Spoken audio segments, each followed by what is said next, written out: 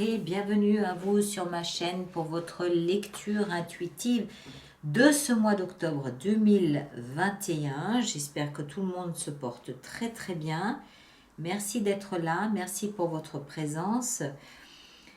Alors, nous avons arcane majeur, le pape, la lune et le chariot qui n'est autre que vous, d'accord, dans la vie intérieure. Entre le chariot là et le pape ici dans votre énergie, on comprend qu'il est question, je pense, de vous identifier à votre foi. On va, parce que c'est la vie intérieure ici, mais on va plonger tout tranquillement dedans. On a des épées, on a des deniers, on a des coupes et on a des bâtons. On a beaucoup de deniers. Ok. Bah, parfait, ça me va, très bien. Alors, l'énergie qui vous accompagne ce mois-ci, c'est la grande prêtresse. Notez que la grande prêtresse porte le chiffre 2. Vous avez 2 d'épée et 2 de denier. Donc, beaucoup de 2. Il est possible que le mois de février soit important pour vous. Il est possible que le chiffre 2 soit important pour vous. Il est possible aussi que le duo soit important pour vous. Mais on va entrer dedans, on va voir. Hein. Donc la grande prêtresse, elle représente tout cet univers qui est derrière la scène. Tout ce qui est inconscient, tout ce qui est caché de nos yeux mais qu'on sait exister. C'est l'énergie la plus mystique, c'est l'énergie de l'invisible, c'est l'énergie de l'autre monde, l'autre partie du monde qu'on sait exister mais qu'on ne voit pas. D'accord ? Elle représente aussi de ce fait l'intuition, tous ces messages qu'on perçoit, qu'on ressent, toute cette vie, cet environnement intérieur qui est là, qui bouille en nous et qu'on ne voit pas mais qu'on sait exister. Elle représente tout ça. Elle peut aussi quelquefois signifier que quelque chose va être révélé. Je veux prendre comme exemple une pièce de théâtre. Vous êtes au théâtre, vous avez le rideau rouge là qui est tiré, vous entendez du bruit derrière, vous savez que le décor se met en place, vous le comprenez parce que vous le savez, mais vous ne le voyez pas.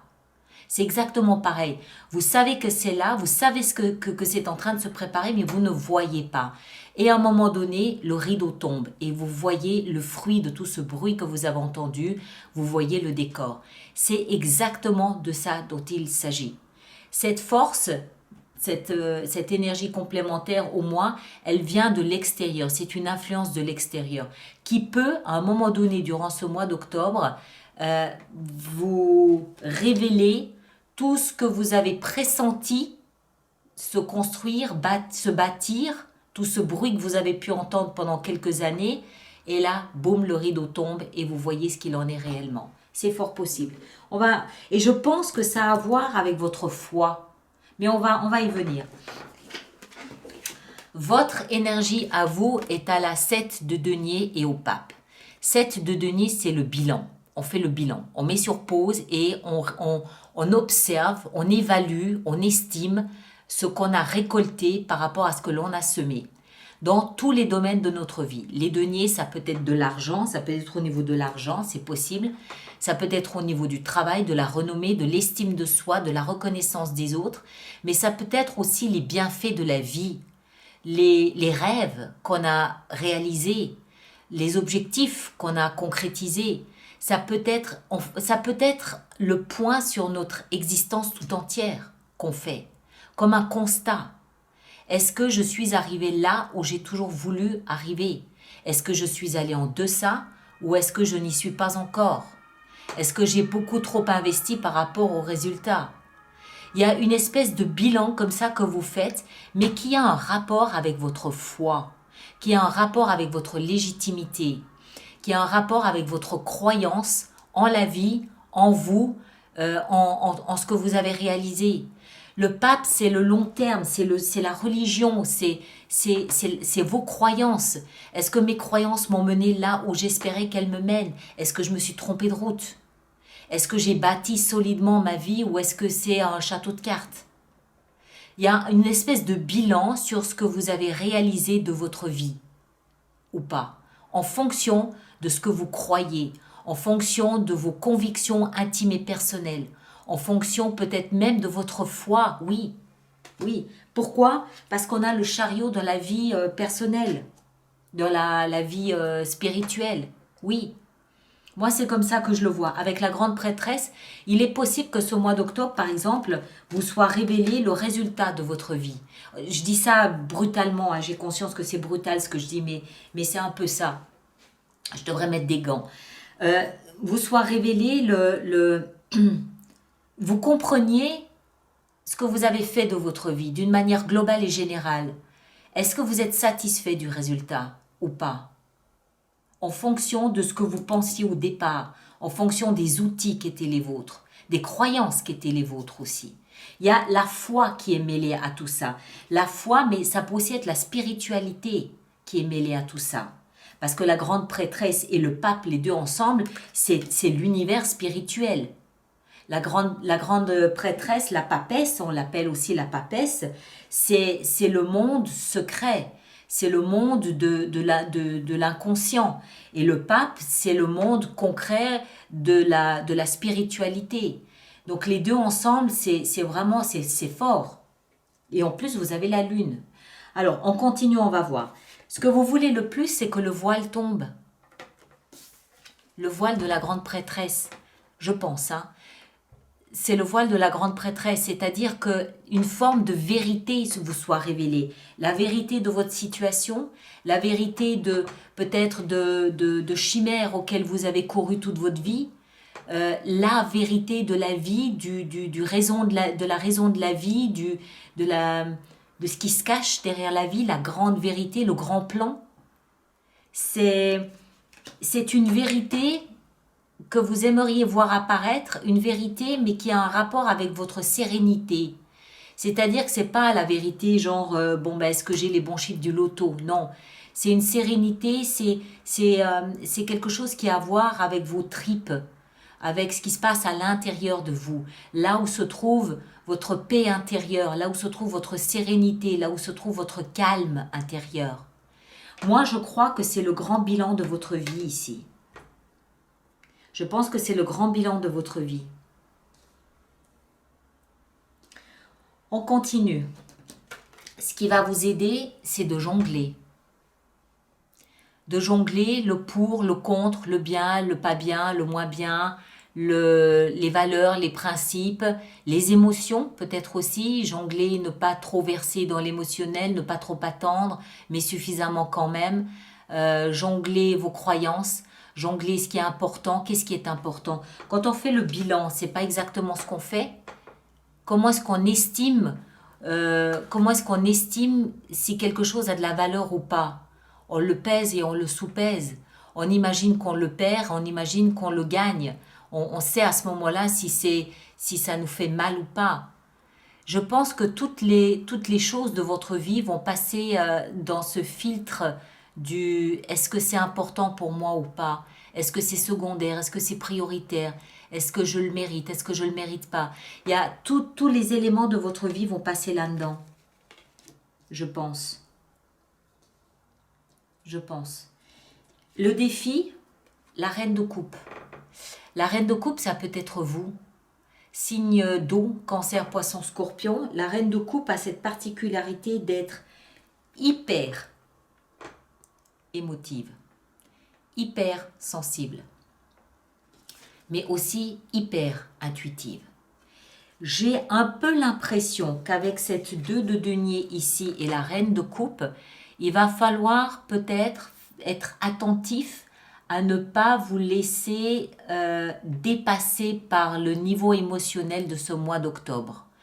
C'est pas quelque chose de difficile, mais je pense que le bilan, alors ce bilan que vous faites, cet état des lieux que vous faites, peut soit mettre en exergue des déceptions qui peuvent vous bouleverser, soit au contraire vous faire prendre conscience peut-être de votre niveau émotionnel, de votre capacité à donner de l'amour sans regarder, sans compter, sans rien attendre en retour.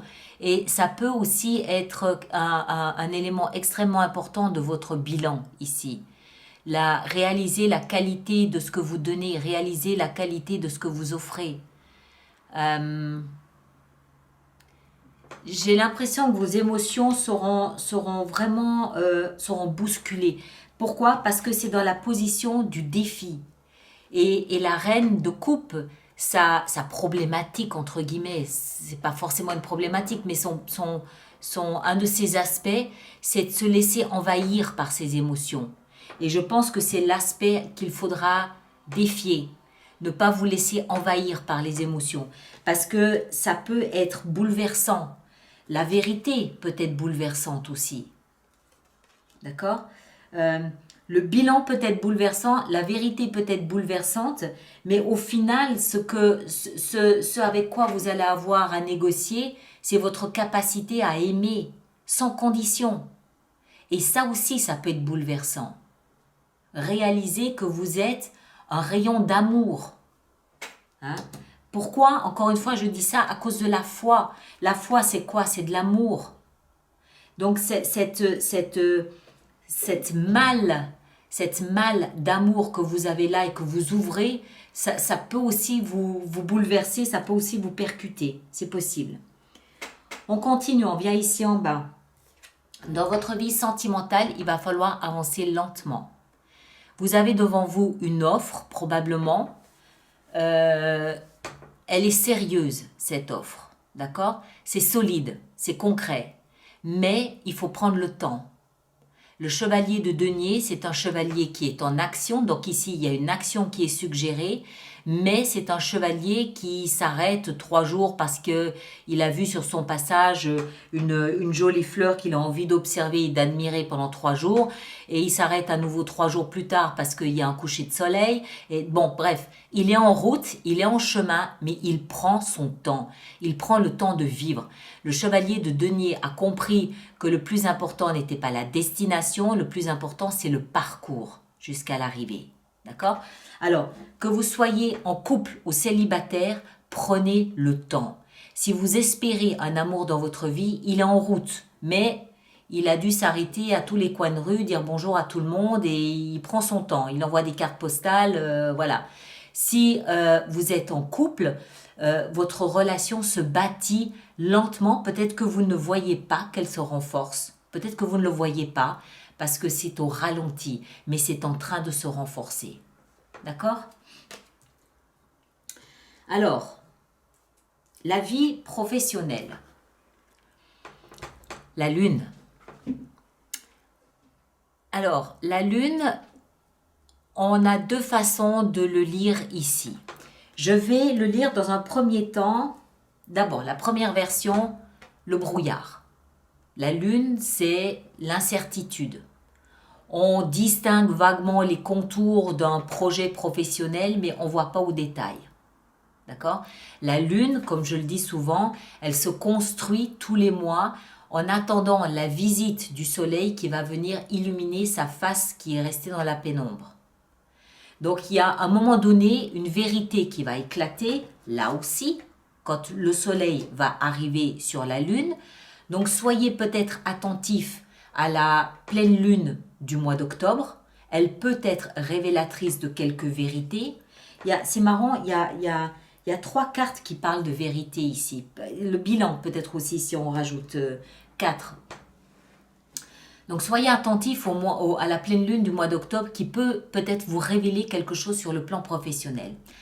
Après, la lune, il ne faut pas non plus oublier qu'elle est le symbole de nos émotions. Là aussi, les émotions sont mises en évidence. Les émotions, c'est le fort du signe du Cancer. C'est son point fort, les émotions. Dans la vie professionnelle, ça peut vouloir dire que vous faites de votre métier vos émotions. D'accord? Vous vous servez de vos émotions pour travailler, pour pratiquer. C'est la carte aussi des soins à l'autre. Celui qui, je sais pas, les infirmières, les infirmiers, le soin à l'autre, aux personnes âgées, c'est le bénévolat, c'est ce genre de choses-là qui est mis en évidence ici. Alors, vous l'adaptez en fonction de ce que vous vivez, bien sûr, soit la mise en évidence, la mise en exergue de vos émotions et de votre capacité à vous en servir, ou alors il y a cette notion de vérité qui peut éclater, c'est tout à fait possible aussi. Dans votre vie spirituelle intérieure, on a le chariot.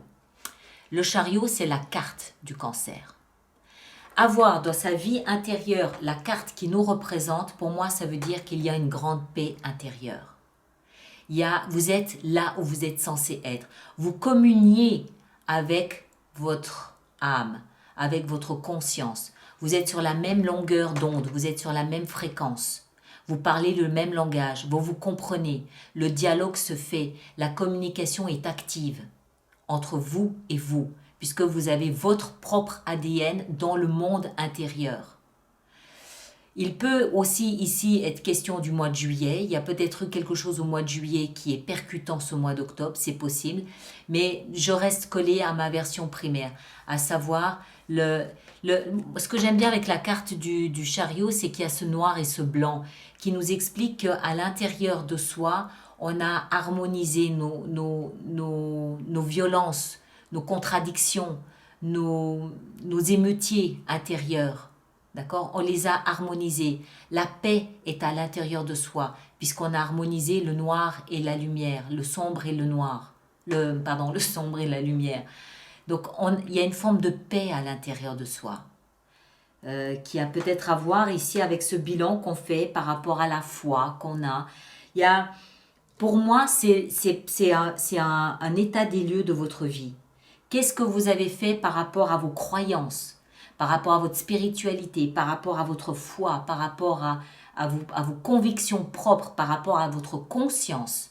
Comment est-ce que vous avez évolué? Comment est-ce que vous avez cheminé? Qu'est-ce que vous avez réalisé? Et en fin de mois, le bilan, le roi de bâton. Boum.